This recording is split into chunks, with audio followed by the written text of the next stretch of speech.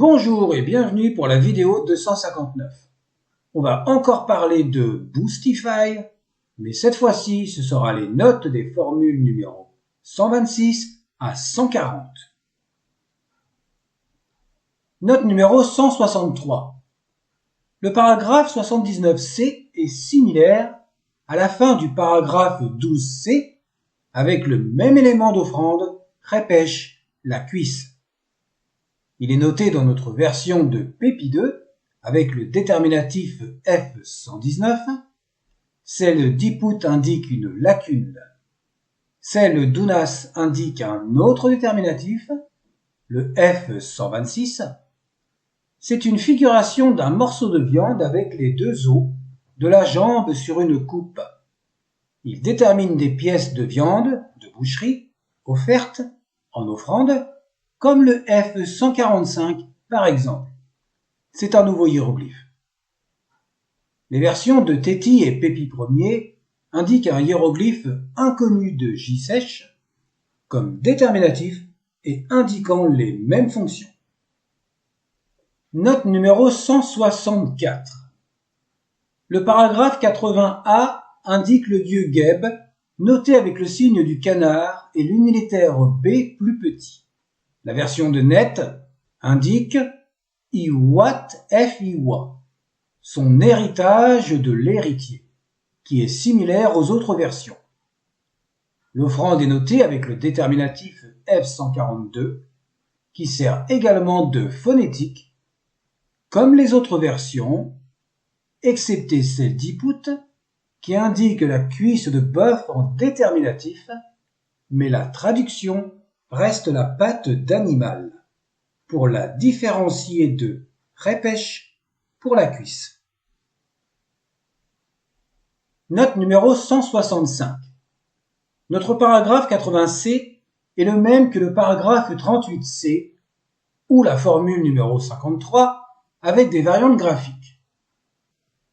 L'accessoire d'offrande est le même, c'est le rognon. Les déterminatifs dans ce paragraphe 80C sont différents. Celui de PEPI2 indique le morceau de chair sur la coupe. Ce déterminatif est inconnu du JSèche. C'est donc un nouveau hiéroglyphe. Il est relativement proche du F145 qui, lui, représente deux morceaux de chair posés sur la couple W10. La version d'IPUT indique le déterminatif F51B et celle de PEPI 1er, le F51D et le W6A. Ce hiéroglyphe W6A est une graphie du W6, mais il remplace d'autres signes ayant la fonction de récipient et de divers contenus. C'est un nouveau hiéroglyphe qui a plus la fonction de passe-partout. Il peut déterminer le verbe boire, mais également les onguents. Note numéro 166. Le premier énoncé de la formule numéro 129, c'est-à-dire le paragraphe 81A, est exactement le même que le paragraphe 64D, ainsi que l'élément d'offrande, à savoir le jarret. Ici, la version d'UNAS l'indique en idée. Note numéro 167. Le paragraphe 81C indique le verbe sebi, se rebeller, avec un signe ressemblant au i. Dans notre version, celle de PEPI2. Les versions de PEPI 1er et Net indiquent le verbe tel qu'il est représenté dans les graphies courantes, et la version d'UNAS indique le i en ellipse, car ce verbe est un 3 littéraire. Nous parlons de vocabulaire pour cet exemple. On est hors contexte, certes, mais nous devions le préciser tout de même. Voyons l'offrande du paragraphe 81D. Sépère, côte. Le déterminatif est inconnu du JSèche. Les autres versions indiquent le même signe hiéroglyphique, ayant cette valeur de déterminatif. Il est formé du signe F42B que l'on a vu au numéro 189 de la vidéo 253, des parties du corps si vous regardez les vidéos dans l'ordre. Cela va de soi. Note numéro 168. Au paragraphe 82b, nous avons Asheret Haou, une grillade de faux filets. La viande grillée a été mentionnée en tant qu'accessoire au paragraphe 78d de la formule numéro 124 dans la note numéro 161. Ce sont les deux vidéos précédentes. Le lexème Hao signifie dans ce contexte le faux filet qui est principalement mangé en grillade. La version d'Unas indique uniquement Asheret, la viande grillée ou la viande rôtie, la grillade. Note numéro 169. Le foie est indiqué en tant qu'élément d'offrande au paragraphe 82d de la formule 132. Nous avons le lexème Messet, dont le déterminatif est représenté par deux morceaux de chair qui sont reliés. Pour plus d'explications, il faut revoir la vidéo 253 au numéro 184. Il existe un hiéroglyphe qui ressemble à celui-ci. C'est le D279.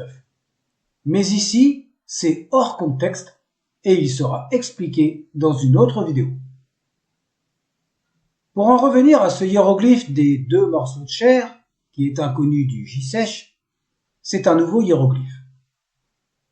La version d'Unas indique un autre déterminatif que l'on a vu précédemment pour le rognon à la note numéro 165. Note numéro 170. Et au paragraphe 83b de la formule numéro 133, l'élément est Nechem, la rate. Ce terme est déterminé comme le foie de la formule précédente et de la même manière chez Unas, qui indique les graphies complètes pour désigner la partie du corps, Nenchem. Vous aurez noté au passage le lien entre les vidéos des parties du corps dans ces deux playlists si vous suivez l'ordre des vidéos, bien entendu. C'est du pur hasard? Peut-être. Note numéro 171. Donc, comme indiqué dans la vidéo précédente pour le paragraphe 83d, l'offrande est celle de Téti, Hao, le faux filet. Celle du roi Unas est sans commentaire. Le scribe lui préfère son déterminatif habituel. Il est intéressant de noter que le faux filet, qui est souvent mangé en grillade, n'est pas précisé dans ce paragraphe, à moins qu'il ne soit consommé avec une autre méthode de cuisson, comme un rôti. Bon appétit.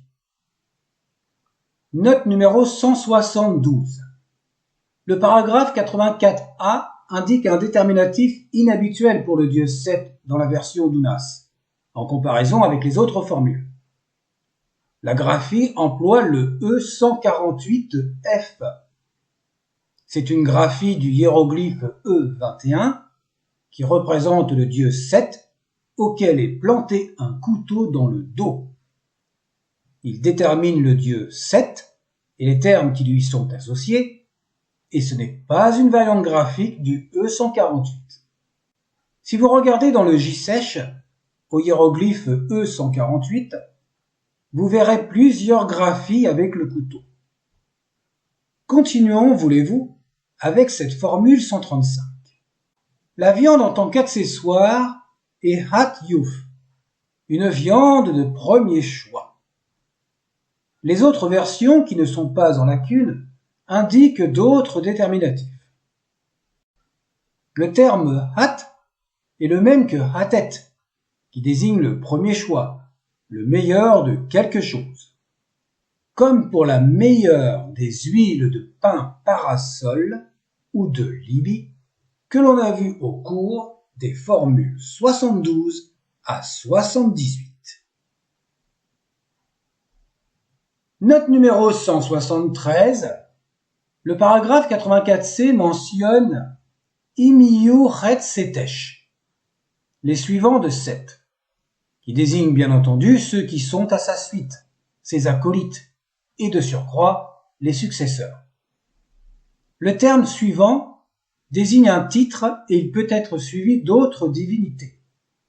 Seth étant un dieu du mal, C'est pour cette raison que l'on a employé le mot acolyte. Parmi les oies, le lexème rat désigne l'oie cendrée et cette graphie n'est pas notée au paragraphe 84d. Elle est déterminée par l'oie troussée et la coupe W10 pour indiquer qu'elle est en offrande. Note numéro 174. Le paragraphe 85b indique uniquement l'offrande avec tchérep, une oie rieuse. Toutes les autres versions qui ne sont pas en lacune indiquent les mêmes graphies sans exception. En dehors des textes des pyramides, l'oie rieuse est également mentionnée avec le simple tche et non pas le r comme abrégé. Ici, il y a une erreur. C'est pour cela que l'oie rieuse correspond à cet abrégé en tche et les formules ici présentes indiquent des oies. L'oie rieuse est reconnaissable à son front blanc. Certes, il n'y a pas de couleur ni de détails dans les textes des pyramides. Mais pour cela, il faudra attendre les vidéos sur les animaux pour un meilleur éclaircissement sans faire de cacanfaton. Bref, voyons les 3 dernières notes. Un quoi? Cacanfaton? Ah oui, si vous préférez, c'est un jeu de mots. Cacanfaton, ça commence par un K. K-A-K-E-M-P-H-A-T-O-N. Bon, on va passer aux 3 dernières notes maintenant. Elle est longue cette vidéo, dis donc. Note numéro 175. Le paragraphe 85D indique le canard pilé, septa, commun à toutes les versions non lacunaires. Note numéro 176. Comme la formule numéro 137, l'offrande est désignée uniquement dans un autre paragraphe. Ici, le paragraphe 86b de la formule 139. L'oiseau, ou plus précisément la volaille, comme on a pu le constater jusqu'à présent dans le contexte des offrandes, est S, la sarcelle d'été, qui est également notée de la même manière dans les autres versions. Rappelons que nous parlons ici de la sarcelle d'été, Anas querquedula, de son nom scientifique. La sarcelle est un nom vernaculaire pour désigner des canards de petite taille, et cela n'a rien à voir avec Sarcelles, qui se situe en France, et nous passons le bonjour aux Français qui l'ont reconnu. Note numéro 177. Et il en va de même pour les graphies identiques communes aux autres versions, pour Ménout, pour le paragraphe 86D, dans la désignation de la volaille d'offrande, la tourterelle des bois. Nom scientifique, Streptopelia tourtour.